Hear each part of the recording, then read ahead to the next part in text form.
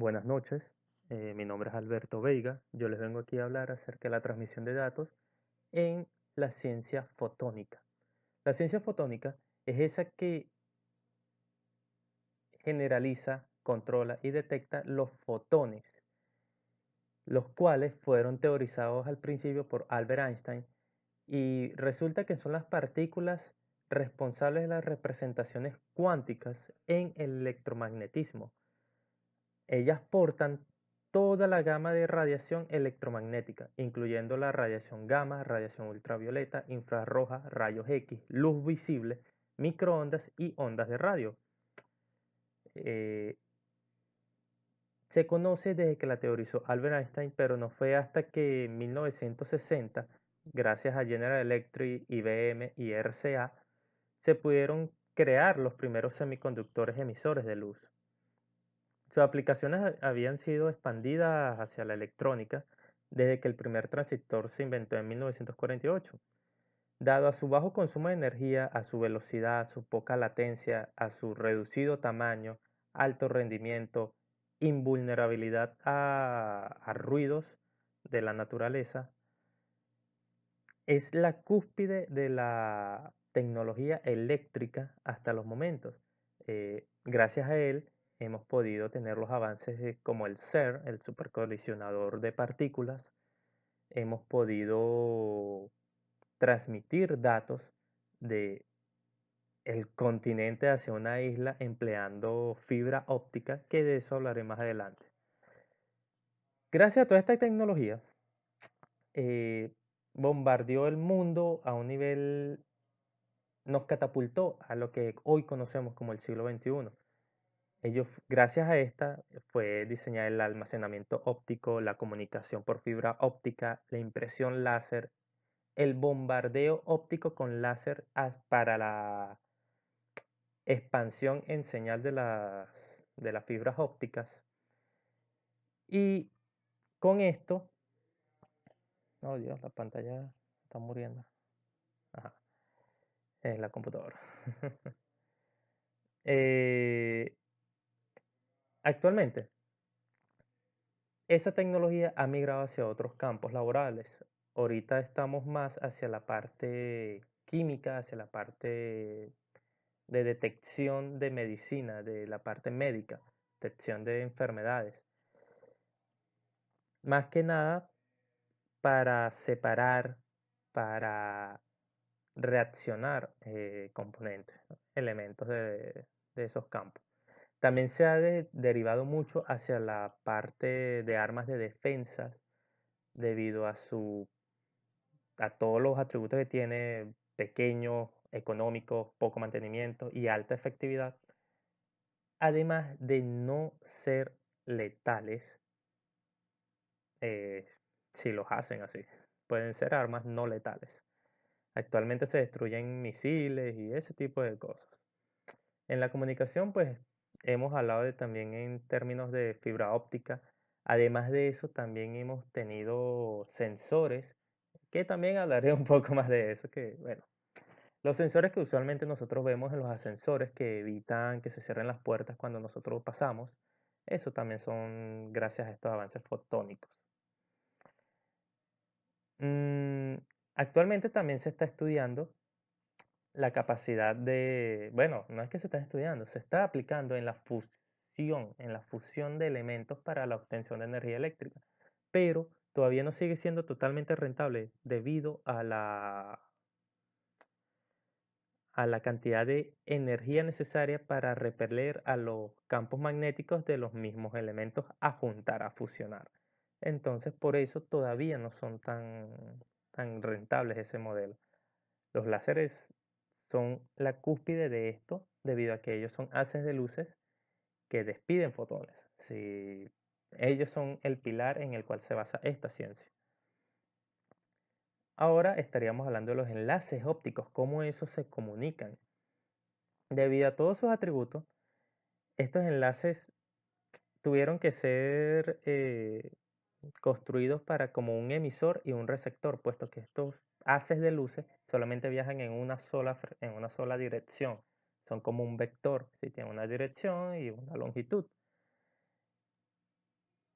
Eso es la ciencia primordial de la fibra óptica, la cual es invulnerable a ruidos debido a que ella va en un tubo, en un conductor, donde se maneja la fibra, el núcleo, donde la señal estaría yendo o directamente en la misma señal que el conductor, que ese se le llama fibra eh, monicodo, monomodo, y ella es la que permite las grandes distancias de 400 kilómetros y una velocidad de transmisión de datos de 10 gigabits por segundo. Eh, absolutamente fuera de contexto de los par trenzados que usualmente conocemos en nuestras casas, en nuestros hogares. Esa es la que está sumergida, cables submarinos de fibra óptica que les lleva información hacia las islas. La otra tecnología es la de fibra multimodo, que es la que se ve ya en los continentes, en las grandes ciudades que ofrecen internet a alta velocidad por fibra óptica. Es una señal la cual va rebotando entre los conductores debido a que son reflectantes. Y estos son menos precisos, pero más económicos sus equipos. Además de que permite tener múltiples emisores. Sí, una satélite se puede, bueno, ahorita hablaré más de la banda de los satélites que utilizan banda C y banda L. mm, Enviar datos y se puede hacer más económico. Sí, es la parte económica, la parte sencilla de la fibra óptica. También es más flexible debido a que no tienen que ser tan perfectos, puesto que la señal está rebotando dentro de ellos, pero este sacrifica la distancia, tiene una distancia máxima de 2 kilómetros y una velocidad también de 1 giga o 10 gigabits dependiendo del calibre del cable. Ahora hablaremos de los amplificadores ópticos. Los amplificadores ópticos son dispositivos creados para hacer llegar más lejos las señales eléctricas, la señal óptica dentro de esas fibras. Eh, Se centran más que nada en las fibras de monomodo, debido a que ellas tienen una distancia máxima de 400 kilómetros y si uno quisiera expandir ese margen, uno tendría que hacer uso de un amplificador óptico. ¿De qué se basa? En el bombardeo de láser.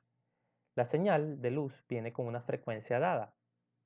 El bombardeo del láser se ejecuta de manera transversal, es decir, transversal, no perpendicular, sino transversal para que llegue y incentive la señal y la continúe transmitiendo.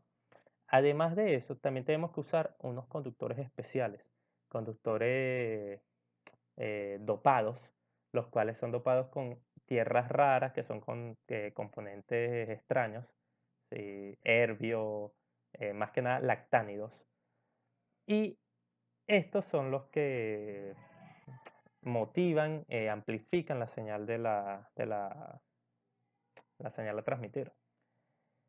El más común de estos amplificadores ópticos es uno llamado EDFA, el cual emplea un cable dopado con herbio y nos permite emplear las bandas de operaciones C, que van de 3.7 GHz a 4.2 GHz, y las de 5.9 GHz a 6.4 GHz. Esas fueron la primer protocolo, la primera frecuencia que se implementaron en las comunicaciones satelitales, por lo cual es el primero que se inventó. Sí, fue uno de los primeros que solucionó ese problema de la limitancia de la distancia. También puede trabajar con las bandas L de 1.5 GHz a 2.9 y aunque no lo parezca, debido a que estamos interfiriendo en la señal, lo cual es algo que en teorías iniciales, no se podía realizar. Pero debido a los avances de esta ciencia de la fotónica, se puede hacer una intersección de un transversal que bombardee la señal, aumente su amplitud, vamos a llamarlo así, y con esto eh, creamos un poco, no creamos ruido, es decir, no creamos nada de ruido porque no estamos interfiriendo en sí con la señal. Ya que la pantalla se puso en negro. La pantalla está muriendo un poco. Otro de los amplificadores usados es el amplificador de Raman, que se basa en la dispersión inelástica de un fotón. Cuando una luz se dispersa, sí, cuando colocamos una linterna o un láser que vemos que hay luz reflejada alrededor de él, esos fotones, esa luz, conservan la misma energía o la misma frecuencia que tiene el haz de luz principal. La ventaja de estas señales de bombardeo es que pueden ser acopladas, es decir, de este sistema de amplificador, que pueden ser acopladas directamente encima o en la fibra óptica empleada. ¿Sí? Inclusive es compatible con las fibras ópticas sencillas, no tendrían que ser fibras ópticas con tierras raras o dopadas, pero sí se aconsejan que si se tiene pensado hacer uso de este tipo de amplificadores, se emplee una línea de fibra de vidrio, fibra óptica que sea apta para él, junto con un amplificador de tipo EDFA o de bombardeo transversal. Podemos lograr increíbles aumentos en la señal. Inclusive podemos llegar a los 10 10 watts, 10 terawatts, creo que sería, de, de frecuencia, de ganancia en las señales, si pudiéramos llegar aún más lejos, sin aplicar ruido casi escaso, casi nulo el ruido que pudiéramos generar. Sí. Así es como como funcionarían los amplificadores ópticos. Luego tendríamos lo que vendrían siendo las compuertas lógicas ópticas. Estas compuertas lógicas ópticas no suenan complejos, pero en realidad eh, no son nada que no conozcamos. Lo que nosotros conocemos como una fotocelda, que es aquella que prende las luces en la calle cuando se oscurece, en realidad es un fotorresistor o una fotorresistencia, que según se vaya disminuyendo el aumento de la intensidad de luz, también disminuye su resistencia. Se puede permitir el paso de la corriente. Entonces, cuando haya menos luz, él comienza a transmitir la corriente. Muy parecido a un resistor que cuando hay más, eh, mayor amperaje es decir, son dos paticas, cuando aumente el amperaje, él va a empezar a transmitir por la otra, va a permitir transmitir por la otra salida, sea una entrada o una salida. Ese sería un fotorresistor, ese vendría siendo una compuerta lógica muy empleada y muy presente en nuestro día a día. Ahora estaríamos viendo el otro, un fotodiodo. Fotodiodo ese, es como un receptor, vamos a llamarlo así. Es una pieza la cual adentro están pegados dos elementos cristalinos de manera metalúrgica y al ser excitado o al recibir una señal lumínica, estos dos cristales están programados de manera física para que emitan una señal en respuesta de la intensidad de la señal entrante. A mayor señal entrante, mayor pudiera ser la salida. Eso ya dependería del fotodiodo, de cómo se compraría. Eso depende ya del fabricante. Pero se puede conseguir que a mayor intensidad, mayor paso de corriente. O a mayor intensidad, menor paso de corriente. Se comporta muy parecido a unas células fotovoltaicas, ya que son iluminados en ausencia de una fuente externa de energía y generan una pequeña corriente en el lado positivo. Luego tendremos un fototransistor. Es muy parecido a un transistor de que a una señal que entra, una señal sale siempre. Esta, más que nada, son empleados con la luz infrarroja. Esta es la que está presente en las compuertas de los